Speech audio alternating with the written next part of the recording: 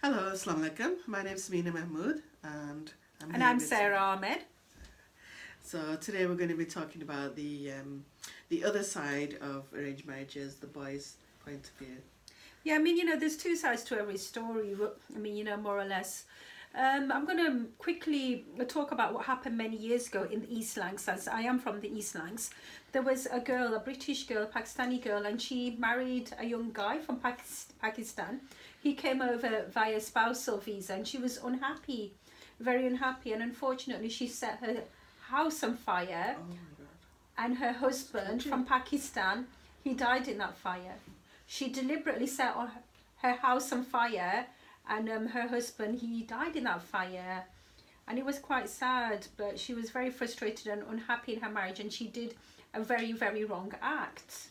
There was a lot of young girls that were being married off at a very early age, as soon as they left school, and like we talk about sometimes, the compatibility is not there.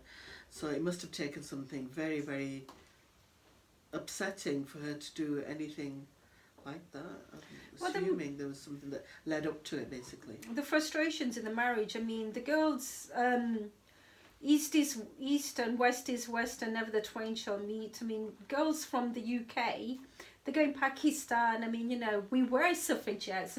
Our generation was the generation that fought for girls to have an education. We fought for the rights to, be employed. And girls are going to Pakistan and they're marrying a cousin in Pakistan, and it's supposed to be the happiest day of their life, and they're getting married, and it's actually the saddest.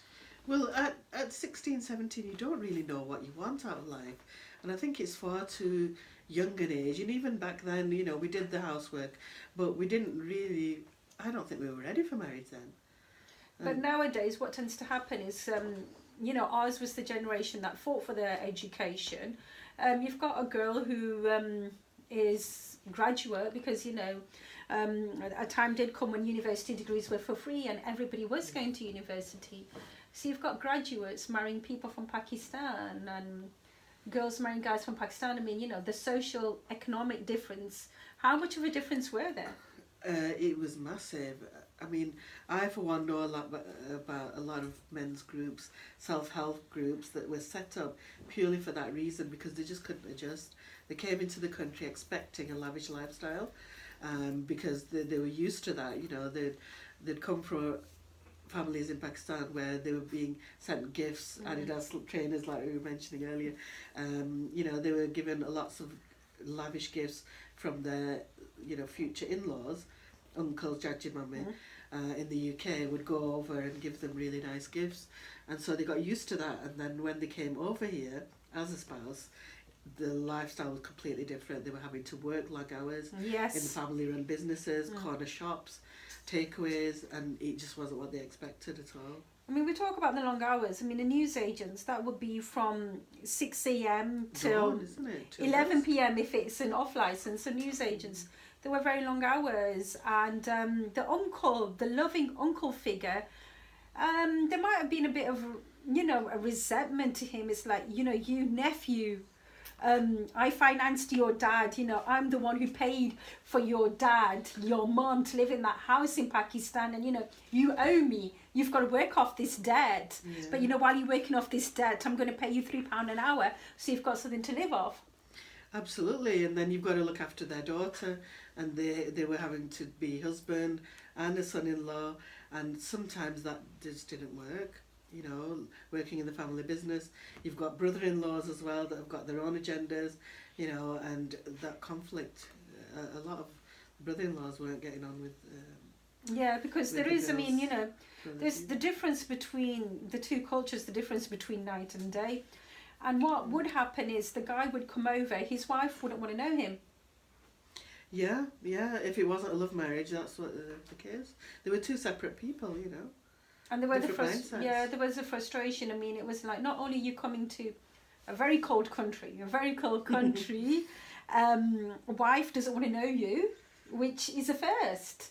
Because the wife is supposed to love you, supposed to ask what do you want for breakfast, what do you want for lunch, and it's like not the daggers, and because the wives they're frustrated in themselves, and they're unhappy and they got mental depression because. And the other thing is, like in Pakistan, usually the man is the person who owns the house.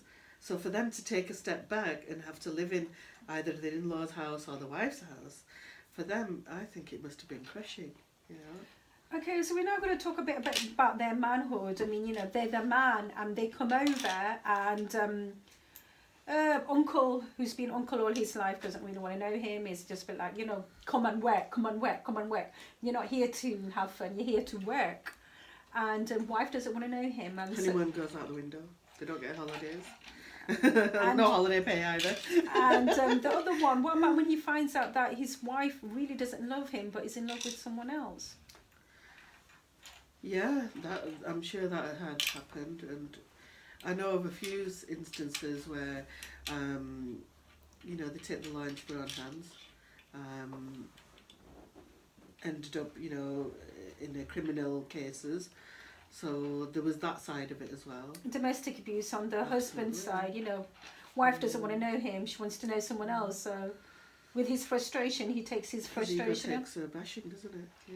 It's quite sad. It is sad. And so, what else happens? So you've got the frustrated wife, and the scenario isn't quite pretty. I mean, living conditions. I mean, the houses here are small. Absolutely, and to live in an extended family, maybe that's what they used to, but not as the son-in-law, as a damad. Mm-hmm. So that is really difficult for some men, and I think it's really sad because the family breaks down. So the son-in-law is not getting on with his wife, and husband and wife are having an argument, and your father-in-law's like listening. It must be a really tense situation, isn't it? Tense situation. And what about when it gets ugly? I mean, there does come to a point where the wife, says enough is enough, and enough years of unhappiness has happened, and people have realised, look, these two aren't getting on. They're never going to get on, and unfortunately, there's a divorce, there's a split. What's gonna, the father-in-law is a bit upset. He's lost a dog's body, and he might have possibly lost a brother in Pakistan, because when a marriage breaks down, then it's a family breakdown as well. Yeah, see, that's why, I was saying that I think it's really difficult that people, when they do get married within cousins, the families tend to break down, and it's irretrievable. You lose the trust. Okay. So not only are you losing your other half, you're losing your aunts, your uncles as well. Because what tends to happen is, when a marriage breaks down within the family system, what happens is the mum's going to be upset, you treated my son like this, you treated my daughter like this, and then people pick sides. Yes. And it just breaks the family up. So marriages don't unite the family, they break the family up. The marriages, they break up, so that is sad. And what will happen is, a time will come when the son-in-law does move on, and things happen, and it is quite sad. So what's the solution? I think the main thing is that I think people are getting the message now that slowly they're trying to keep the daughters and the sons to marry here within the UK. It cuts out a lot of heartache, a lot of stress. A lot of the visa system has been tightened for that specific reason, that a lot of the mindsets are just not there. So it's better just to not marry people from abroad, and it cuts out a lot of the headache. Okay, they say love conquers all, but what tends to happen is love doesn't conquer all, because there was never any love in the first place. The strangers, local strangers. So it is quite sad, so when the marriage will break down, there's no compatibility, the family will break down, and we can, I don't know, let's hope for better times. Okay, we're gonna wrap this video up. If, again, we have offended anyone, it's not our intention to offend anyone, but it is, as always, our intention to raise awareness. What are your final thoughts on this? I just feel like we're looking at the third and fourth generation now. And I think if we learned any lesson, it's to actually discuss who the person wants to get married to. If there is anybody that they like, that should be the first choice rather than marrying abroad. And for the people in Pakistan, I think that just be honest with them. Just let them know that you're going to come into their country, there is a strong chance that the marriage might not work because life isn't a bed of roses. That's all for now. Thank you very much for watching. Goodbye.